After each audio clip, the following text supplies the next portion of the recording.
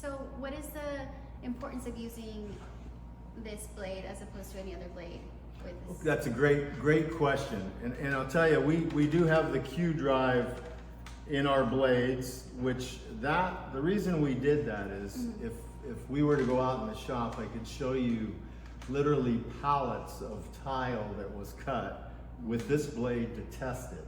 So IQ does extensive testing with each blade, and we found that people will put any blade on our saw and it can compromise. First of all, it won't work, cut the material properly. Okay.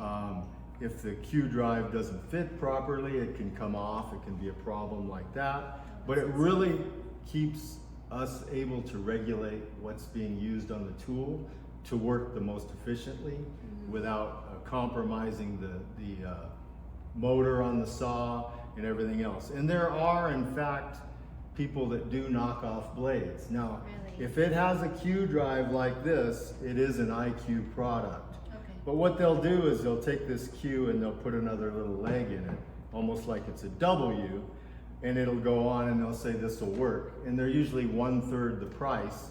And like anything, you get what you pay for.